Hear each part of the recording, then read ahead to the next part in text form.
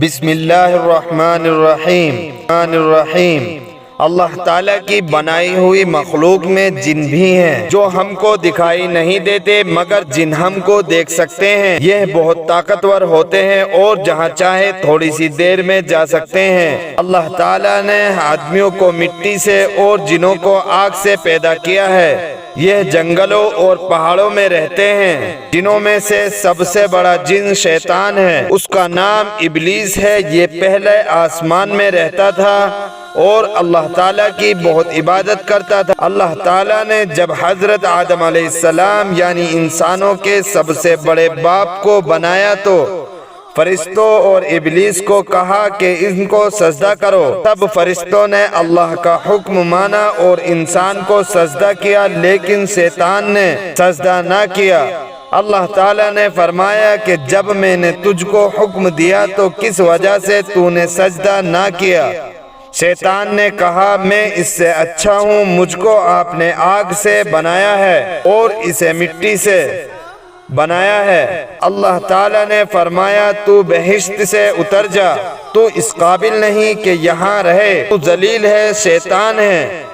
شیطان نے کہا مجھ کو قیامت تک کے لیے مہلت دیجیے۔ اللہ تعالیٰ نے فرمایا کہ جا، مہلت دی جاتی ہے۔ شیطان نے پھر کہا مجھے تو آپ نے ملعون کہا ہے، یعنی شیطان کہا میں بھی ان کو سیدھے راستے سے بھٹکاؤں گا، ان کے آگے سے اور پیچھے سے، ان کے دائیں سے اور بائیں سے آؤں گا اور ان میں سے اکثر آپ کا شکر ادا نہ کریں گے۔ اللہ تعالیٰ نے فرمایا نکل جا یہاں سے، ذلیل مردود۔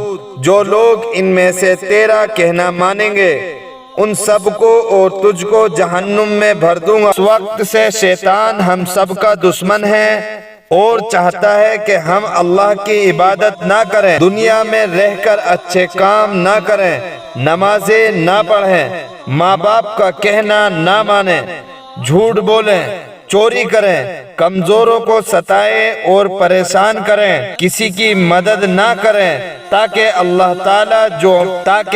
تعالیٰ سے جو بات اس نے کہی وہ اس کو پورا کر دکھائے۔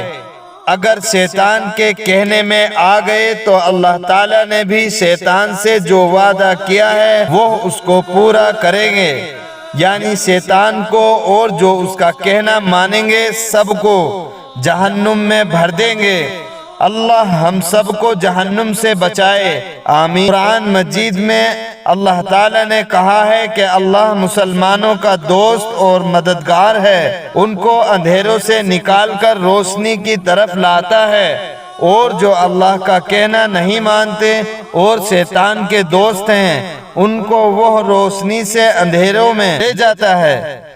ایسے لوگ دوزخ میں ہمیشہ رہیں گے۔ تم اللہ میاں کے دوست بنو گے یا شیطان کے دوست؟ دوستو، اللہ تعالی ہم سب کو نیک کام کرنے کی توفیق عطا فرمائے اور ہمیں نیک کام کرنے والا بنائے، آمین، اور ہمیں برے کاموں سے بچائے۔ دوستو، اس ویڈیو کو لائک اور شیئر کریں اور دوسروں تک پہنچائیں۔